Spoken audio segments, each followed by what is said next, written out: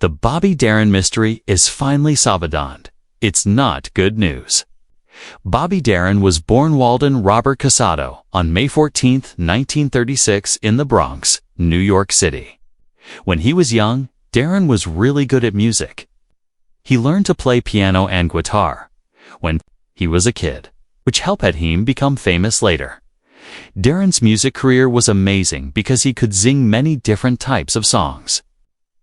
He started with rock and roll and pop songs, but then he also sang jazz, folk, country, and even big band music. This meant lots of different people liked his music, making him special in the music world back then. His big break came in 1958 when he made the hit song Splish Splash.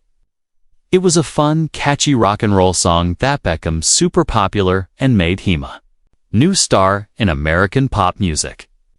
After this early hit, Darin became even more famous with lots of great songs that people still remember today, like Dream Lover, Mack the Knife, and Beyond the Sea.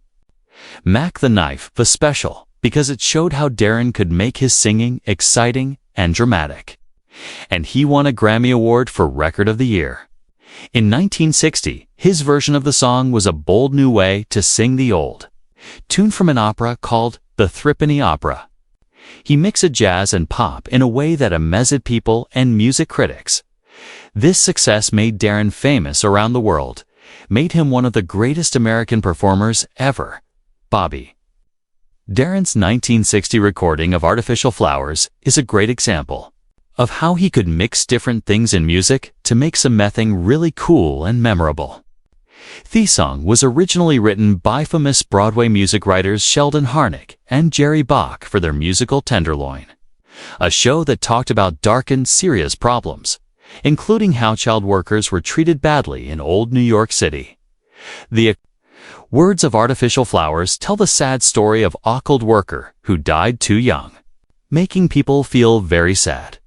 But instead of singing it in a sad or gloomy way like you might expect, Darin chose to sing the song with a jazzy big band sound created by music arranger Richard Wess. This music background was lively, bright, and full of energy with loud horns, swinging rhythms, and happy beats like big band jazz music. This big difference between the tragic and heartbreaking words and beat jazzy music made the song even more powerful. Making listeners think about the story in many ways. It showed Darin's new approach toward singing songs, his willingness to try new things, and his amazing ability to bring theater and story elements into popular music performances. This recording not only showed Darin's musical skills, but also showed his talent for telling stories through song, hinting at different directions his career would go in the years ahead. Moving forward to 1962, Bobby Darin made a big change in his music style by writing and singing country music, a type of music that let him explore themes of love, heartbreak, and everyday life with a fresh and real voice. The change was marked by several successful singles that people really liked in both America and other countries. One of his best country hits was Things, which went to number 3 on the US charts, number 2 in the UK, making it one of his biggest hits around the world. The song's heartfelt words and catchy tune captured the sweet and sad feelings of love and loss, and Darin's smooth sing added warmth and honesty that many different people enjoyed. Along with Things, Darin released The Reason I'm Living. Another major hit that went to number 3 on the US charts. This song made his place in the country music world even stronger, showing his ability to share deep feelings and romantic longing with skilling passion. Another great song from this time was 18 Yellow Roses, which reached number 10 in the US charts. The song was a touching ballad filled with young innocence and charm, showing Darin's skill in mixing country storytelling traditions with pop music that more people liked. During this busy time, Darin worked with Capitol Records, a major record company he joined in 1962 after leaving his old contract with Atlantic Records. His time at Capitol was markedly a focus on country and pop crossover hits, showing the label's support of his exploration and toe-to-front music styles. However, after a few years in 1965, Darin went back to Atlantic Records, starting another chapter in his changing career. Actually, he left Capitol Records in 1964, marking the end of this particular creative period under that label's name. Darin's willingness to switch chord companies showed his desire for artistic freedom and the search for the right place to express his many talents. One of Darin's later chart hits was his 1966 cover of Tim Hardin's If I Were a Carpenter, which became his final UK hit, reaching number 9 and also got to number 8 on the US charts. This song showed yet another side of Darin's musical ability. Written by folk singer-songwriter Tim Hardin, the song was originally a gentle folk ballad. Darin's version added a more polished pop production that made more people like it, helping it reach more listeners while keeping the emotional depth of the original. This song was an important moment in Darin's career, showing his constant growth and ability to sing contemporary songs in his own special style. Besides his work on the charts, Darin also sang for movie soundtracks, adding even more variety to his artistic work. In 1965, he performed both the opening and closing songs for the Walt Disney movie That Darn Cat. This work with a major movie project showed Darin's growing presence in entertainment beyond just recording studios and concert halls. His performances in this family-friendly, funny movie showed his charm and wide appeal to audiences of all ages. The influence of Darin's songs went beyond his own recordings. For example, the song Things was famously covered by Dean Martin and performed on the 1967 TV special Moving with Nancy, which starred Nancy Sinatra. This cover by another famous artist of that time showed the lasting popularity and cross-generational appeal of Darin's music. It also showed how his songs could be adapted by other performers, making his work even more part of the cultural fabric of the 1960s.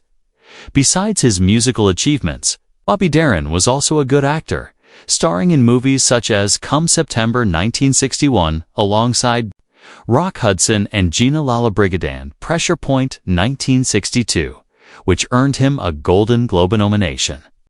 His charming screen presence and natural talent for acting well with his musical personality, showing yet another dimension of his artistic abilities. Darin's move in Tokting showed his desire not to be limited by a single type of entertainment and his willingness to challenge himself creatively. Through his career, Darin was known for his never-ending work ethic and his desire to constantly grow as an artist. Even though he faced big health problems, he was diagnosed with a serious heart condition as a child and had open heart surgery in the late 1970s. He kept working hard on performing and making music that deeply touched his audience. His personal struggles with health added a sad layer to his public image, making his achievements even more amazing given the hardships he faced. Bobby Darin's first marriage was to the well-known actress Sandra Dee. A marriage that began on December 1, 1960. They met in the romantic and historic city of Rome, Italy, during the filming of the movie Come September, which was eventually released. In 1961, this was an important time in both their lives as they were young rising stars in Hollywood, and the movie itself provided a backdrop for the start of their relationship. Interestingly, it wasn't just luck that brought them together. It was Sandra Dee's mother, Mary Dovin, who played a big role in encouraging the actress to give Bobby Darin a chance. Mary saw something in Darin, or perhaps simply wanted to help her daughter step outside her comfort zone, and she convinced Sandra to go on a date with him. Despite this push from her mother, Dee's early thoughts about Darin were mixed and conflicted. In later interviews, Sandra Dee, this new addition to their lives marked a milestone that seemed to strengthen their partnership. Throughout the early 1960s, Bobby Darin and Sandra Dee were seen as Hollywood's golden couple, a glamorous pair that captured the public's imagination and media attention. They represented the ideal of youthful success and charm.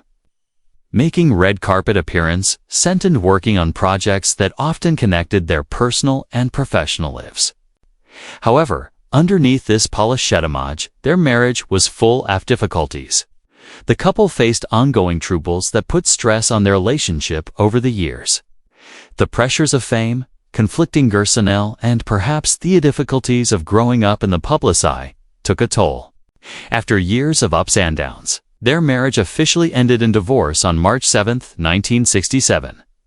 This breakup marked the close of an important chapter in Darin's personal life, one that had shaped much of his public image during that time.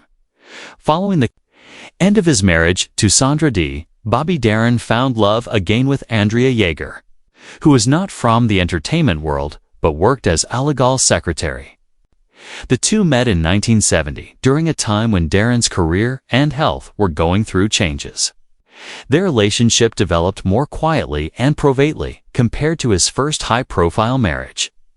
After dating and living together for about 3 years, they decided to marry on June 25, 1973. This marriage was pretty short and took place during a challenging time for Darin. Just 4 months after their wedding in October of the same year, they divorced. The reasons behind this quick separation were, mostly, because of the stress caused by Darin's getting worse health issues, as Darin fought big medical troubles, mostly related to his heart. These difficulties put huge stress on their relationship. The intensity of caring for a partner facing most serious illness combined with personal and emotional challenge break down their marriage. Although this second marriage was short-lived, it showed a period in Darin's life marked by weakness and transition. It's very different from the faithful excitement of his earlier years.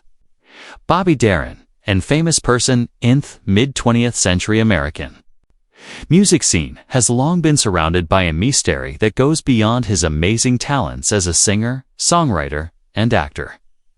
For decades, fans and historians have wondered at the mysteries surrounding his life, particularly the things leading to his early death at the young age of 37. Recently, previously young details have come to light that finally shed a harsh and serious light on the truth behind these mysteries. And unfortunately, the news is far from happy. Bobby Darin's life was marked by huge artistic success and vibrant energy. But it was also clouded by health struggles and personal problems. Born Walden Robert Casado in 1936, Darin's fast rise from humble beginnings to stardom seemed almost meant to be. His ability to cross genres from rock and roll to jazz to folk showed a rare skill that few of his peers could match. However, behind this dazzling public image was a man fighting lifelong health issues related to a heart defect he was born with. For years, Darin pushed himself really hard, touring, recording, and acting, seemingly determined to live life at full speed despite his physical problems.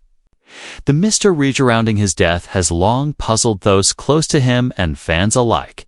At first, Darin's death in 1973 was blamed on heart failure, a tragic but somewhat expected outcome given his medical history. Yet, whispers continued about whether his death might have been made faster by other factors, including listly choices, emotional stress, or even medical neglect. These guesses remained largely unproven until recent investigations revealed previously sealed medical records and testimonies from those who were part of his final days. The truth is upsetting. Darin's heart condition was made worse by a combination of neglect and risky behavior, including a refusal to follow medical advice strictly plus pressures of keeping a public image. More troubling still are the discoveries about the management of Darin's health and career by those around him, behind the scenes. Those responsible for his care and career were often more focused on money and public image than on his well-being. The intense demands of the entertainment industry in the 1960s and early 1970s meant that Darin was pushed to perform even when physically weak. Reproduce that some doctors were pressuretto clear him for shows and recording sessions despite clear signs after stress. Furthermore, the emotional toll of dealing with fame, a complicated single life, and chronic illness led Darin into periods of depression and loneliness, further weakening his strength. Perhaps the most sought aspect of this mystery is the personalist to Darin himself. Of a reprobate person, he had much of his severing behind a bright smile and charming performances. His family and close friends were often kept at arm's length from. The reality of his declining health and his public image was carefully managed to preserve the myth of an unstoppable star. This double existence between the man the world adored and the man struggling in private, a tragic dimension to his story. In the end, the mystery was not just about how he died, but about how a young man with so much talent and promise was allowed to go through so much pain and neglect. The final solving of the Bobby Darin mystery forces us to think again.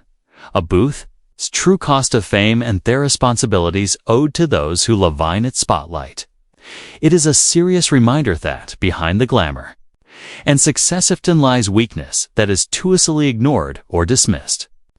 The story of Bobby Darin serves as a warning tale about the dangers of pushing people beyond their limits and through critical importance of genuine care and compassion, both from medical professions and from those closest to stars.